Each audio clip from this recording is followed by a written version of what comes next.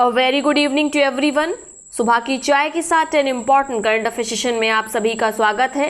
आज दिनांक है 21 अप्रैल 2021। तो चलिए आज के सभी इम्पॉर्टेंट करंट अफेयर्स को देख लेते हैं। पहला इम्पॉर्टेंट प्रश्न है, किस महिला वेट लिफ्टर ने ताशकंद में एशियाई वेट लिफ्टिंग चैंपियनशिप में स्वर्ण पदक गोल्ड मेडल जीत लिया है। तो एशियाई वेट लिफ्टिंग चैंपियनशिप का आयोजन कहाँ किया गया? उज्बेकिस्तान की राजधानी कैपिटल ताशकंद में। और हाल ही में इस चैंपियनशिप में उड़ीसा के मयूरभंज जिले की निवासी झिल्लीधर बेहरा ने गोल्ड मेडल जीता है। यदि भार वर्ग पूछा जाए तो याद रखेंगे 45 किलोग्राम भार वर्ग में गोल्ड मेडल जीता गया है झिल्लीधर बेहरा के द्वारा। इंपॉर्टेंट है, इनका नाम याद रखिएगा।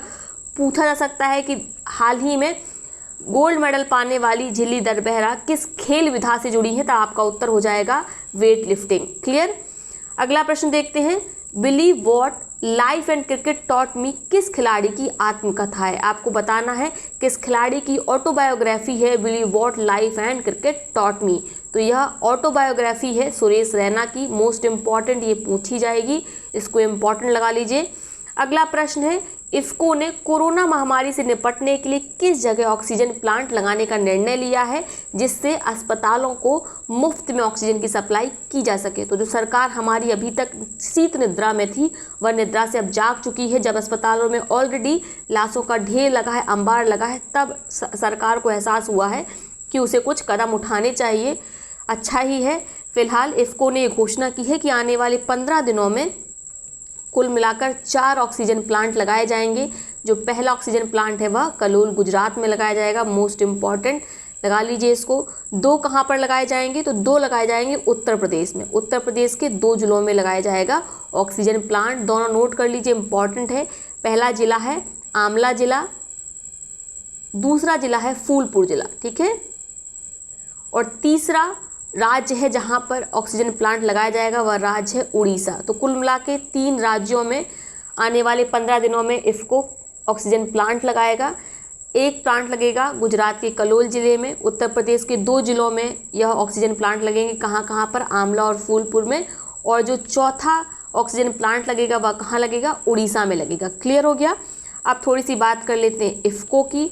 तो आप जानते हैं यह एक कोऑपरेटिव सेक्टर की यानी सहकारी क्षेत्र की विश्व की सबसे बड़ी फर्टिलाइजर कंपनी है। याद रखिएगा, ठीक है। इसका फुल फॉर्म क्या है?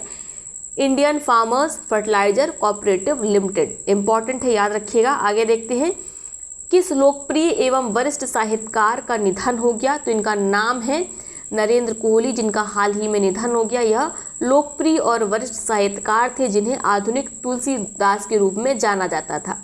तो मोस्ट इंपॉर्टेंट है यह भी, इनका भी नाम याद रखिएगा। अगला प्रश्न है, कौन सा राज्य स्वदेशी निवासियों का रजिस्टर तैयार करने के लिए एक समिति बनाने जा रहा है? तो कोरोना महामारी जैसे संकट के समय में इनको ये पता नहीं कौन सा नया कदम उठाने की सूझ रही है। अभी तो देश वैसे ही एनसीआर जैसे मुद्दों से निपट नहीं पाया था कि एक कदम और आगे निकल गए। ये बनाएंगे स्वदेशी निवासियों का रजिस्टर यानी रजिस्टर ऑफ इंडिजिनस इनहेबिटेंट्स, ठीक है। कौन सा राज्य है ये? नागालैंड। इंपॉर्टेंट, याद रखिएगा। अगला प्रश्न है, लघु उद्योग विकास बैंक सिडबी का नया चेयरमैन एवं प्रबंध निदेशक मैनेजिंग डायरेक्टर किसे बनाया गया है? तो पहले बात कर लेते हैं सिडबी के बारे में। सिडबी का फुल फॉर्म आप जानते हैं small industries development bank of India, ठीक है। इसकी स्थापना कब की गई? 2 अप्रैल 1990 को। इसका हेडक्वार्टर खूब पूछा जाता है, याद रखेंगे कहाँ है? लखनऊ में है, ठीक है। उत्तर प्रदेश की राजधानी लखनऊ में है सिडबी का हेडक्वार्टर। सिडबी करता क्या है? तो सिडबी भारत में जितने भी माइक्रो फाइनेंस इंस्टीट्यूट हैं उन सभी को रेगुलेट करता है, उनकी लाइसेंसिंग करता है। तो हम कह सकते हैं कि भारत में जितने भी माइक्रो फाइनेंस इंस्टीट्यूट काम करते हैं उनकी यह एपेक्स बॉडी है, शीर्ष निकाय है जो क्या करता है? इन सभी फाइनेंशियल इंस्टीट्यूट को रेगुलेट करता है और उन्हें लाइसेंस प्रदान करता है। याद रखेंगे। तो हाल ही में इसके नए चेयरमैन और प्रबंध निदेशक मैनेजिंग डायरेक्टर बने हैं शिव सुब्रमण्यम रमन। इंपॉर्टेंट है, याद रखिएगा।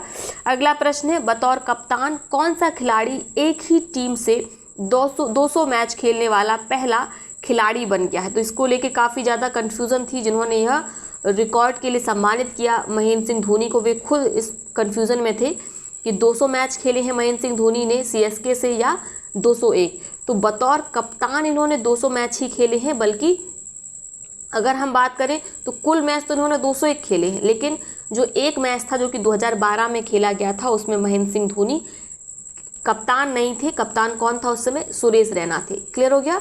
तो याद रखेंगे। तो बतौर कप्तान इन्होंने 200 मैच खेले हैं चेन्नई सुपर किंग्स से, और ऐसा करने वाले वह पहले खिलाड़ी बन गए हैं महेंद्र सिंह धोनी। और अगर पूछा जाए चेन्नई सुपर किंग्स से कुल कितने मैच इन्होंने खेले हैं, तो कुल मैच 201 है, बतौर कप्तान 200 मैच हैं। क्लियर?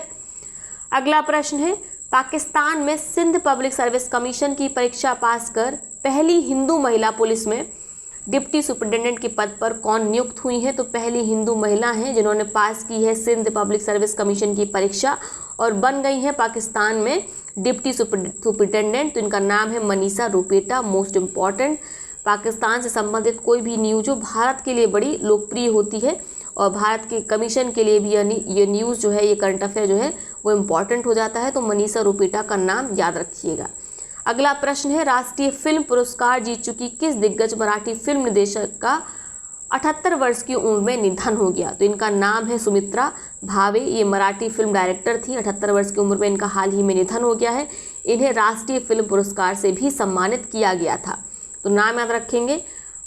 नेक्स्ट करंट अफेयर है, पृथ्वी दिवस प्रत्येक वर्ष किस तारीख को मनाया जाता है? तो प्रत्येक वर्ष 22 अप्रैल को मनाया जाता है अर्थ डे या पृथ्वी दिवस। पहली बार इसे 1970 में मनाया गया था। इस वर्ष की थीम याद रखेंगे, क्या है? Restore our earth.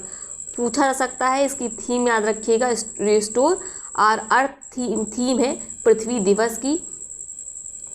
नेक्स्ट है, धामरा नदी किस राज्य में एक रोपेक्स जेट्टी परियोजना का निर्माण किया जाएगा? तो आपको बताना है। देखिए, प्रश्न जिस फॉर्म में लिखा है इस फॉर्म में पूछा जाए इसके चांसेस कम है। पूछा जा सकता है कि हाल ही में चर्चा में रही धामरा नदी किस राज्य में बहती है, तब आपका उत्तर हो जाएगा उड़ीसा। ठीक है, इस प्रश्न का उत्तर भी उड़ीसा है, लेकिन जिस फॉर्म में मैंने आपको बताया है यदि उस फॉर्म में पूछा जाएगा तो उत्तर क्या होगा? उड़ीसा होगा। बात कर लेते हैं धामरा नदी के बारे में, पूछी जा सकती है, इंपॉर्टेंट है। तो जो वैतरणी और ब्राह्मणी नदी है, इनके संगम से, इनके मिलने से जो नदी बनती है उसका नाम ही है धामरा नदी। इंपॉर्टेंट, याद रखेंगे। और यहाँ पर तो तैयारी की जा रही है एक रोपेक्स जेट्टी परियोजना की, ताकि जो उत्तरी किनारा है धामरा नदी का और जो दक्षिणी किनारा है उसे कनेक्ट किया जा सके। क्लियर? अगला प्रश्न है, किस देश ने पर्यावरण क्षति के कृत्यों को दंडित करने के लिए इकोसाइड विधेयक का मसौदा तैयार किया है? तो ये देश है फ्रांस। फ्रांस ने कहा है कि यदि आप पर्यावरण को क्षति पहुंचाते हैं, उसे हार्म पहुंचाते हैं, या आपका कोई ऐसा एक्शन होता है जिससे पर्यावरण को क्षति पहुंचती है, तो आपके इस एक्शन को पनिश किया जाएगा, दंडित किया जाएगा। इसके लिए एक विधेयक, एक बिल का ड्राफ्ट तैयार किया गया जिसका नाम है इकोसाइड। ठीक है, इंपॉर्टेंट है। अब उसके लिए आपके जो एक्शन है वो थोड़े गंभीर होने चाहिए, सीरियस टाइप की होने चाहिए। जैसे जानबूझकर आप नदी को प्रदूषित करेंगे तब आपको इस विधेयक के अनुसार आपको पनिश किया जाएगा, सजा दी जाएगी। तो याद रखिएगा, उत्तर है फ्रांस। क्लियर? तो ये हो गए आज के सभी प्रश्न। अब देख लेते हैं आज के उन प्रश्नों को जिनका जवाब आप कमेंट बॉक्स में देंगे। तीनों प्रश्नों का जवाब एक ही कमेंट में लिखिएगा। जिसका जवाब सबसे पहले सही सटीक आएगा उसके कमेंट को पिन किया जाएगा, उसका नाम अगले वीडियो में लिया जाएगा। क्लियर हो गया? तो पहला प्रश्न क्या है जिसका जवाब आप देंगे? हाल ही में चर्चा में रहा पोबीतोरा वन्यजीव अभ्यारण्य किस राज्य में स्थित है? आपके विकल्प है असम, पश्चिम बंगाल, कर्नाटक या उत्तराखंड। दूसरा प्रश्न है, एशियाई कुश्ती चैंपियनशिप में 53 किलोग्राम भार वर्ग में किस स्टार पहलवान ने गोल्ड मेडल जीत लिया है? आपके विकल्प हैं सोनम मलिक, सरिता मोर, विनेश फोगाट या इनमें से कोई नहीं। तीसरा और अंतिम प्रश्न है जिसका जवाब आप कमेंट बॉक्स में देंगे। इंक्लूसिव इंटरनेट इंडेक्स 2021 में भारत देश को कौन सा स्थान प्राप्त हुआ है? आपके विकल्प हैं 40वां, 48वां, 49वां या 52वां। इसके साथ ही इस प्रश्न में आप बताएंगे कि जो इंक्लूसिव इंटरनेट इंडेक्स है ये किसके द्वारा जारी किया गया है। ठीक है, तो चलिए अब देख लेते हैं उन पिछले प्रश्नों को जिनका सबसे पहले सही सटीक जवाब दिया गया संग्राम सिंह जी के द्वारा। संग्राम सिंह जी के कमेंट को ऑलरेडी पिन किया जा चुका है। पहला प्रश्न था, विजडन अल्मैनाक ने 1990 के दशक के सर्वश्रेष्ठ खिलाड़ी के रूप में किसे चुना है? तो देखिए 1990 के दशक के रूप में चुना है सर्वश्रेष्ठ खिलाड़ी के रूप में सचिन तेंदुलकर को। कपिल देव को बताया गया 1980 के दशक का सर्वश्रेष्ठ खिलाड़ी। विराट कोहली को 2010 के दशक का सर्वश्रेष्ठ खिलाड़ी बताया गया। वहीं बेन स्टोक्स को बताया गया वर्ष का सर्वश्रेष्ठ खिलाड़ी। सारे पॉइंट्स याद रखेंगे। अगला प्रश्न देखते हैं, किस पाकिस्तानी खिलाड़ी ने विराट कोहली को पछाड़कर आईसीसी पुरुष वनडे बल्लेबाजी रैंकिंग में शीर्ष स्थान हासिल किया है? तो इनका नाम है बाबर आजम। पाकिस्तान के लिए ज़रूर ये उत्सव जैसा माहौल होगा जब पता चला होगा कि उन्होंने विराट कोहली को आईसीसी वनडे रैंकिंग में पछाड़ दिया है और शीर्ष स्थान जो है वो हासिल किया गया है बाबर आजम के द्वारा। अगला प्रश्न था, किस संगठन ने सरकारी प्रतिभूति अधिग्रहण कार्यक्रम GSAP शुरू किया है? GSAP अर्थात government security acquisition programme. Important है, याद रखिएगा। क्लियर हो गया होगा आपको। इसको शुरू किया गया भारतीय रिजर्व बैंक के द्वारा। इसके अंतर्गत क्या किया जाएगा, जो भारतीय रिजर्व बैंक है वो गवर्नमेंट से सिक्योरिटीज़ खरीदेगी, जिसके बाद गवर्नमेंट के पास पैसा आएगा और गवर्नमेंट उस पैसे के द्वारा इस तरह के प्रोग्राम चलाएगी ताकि मार्केट में पैसा पहुँचे। तो जो डिमांड और सप्लाई के बीच इक्वेशन होती है उसको बैलेंस करने का प्रयास किया जा रहा है, याद रखिएगा। GSAP किसके द्वारा शुरू किया गया? भारतीय रिजर्व बैंक के द्वारा। ठीक है, इसके द्वारा क्या किया जाएगा? गवर्नमेंट की सिक्योरिटीज़ को RBI के द्वारा खरीदा जाएगा। क्लियर हो गया? तो ये है आज का सेशन। आई होप वीडियो आपको पसंद आया होगा। वीडियो को लाइक करें, साथ ही अपने मित्रों सहपाठियों के साथ इसे शेयर करना बिल्कुल ना भूलें। बहुत बहुत धन्यवाद।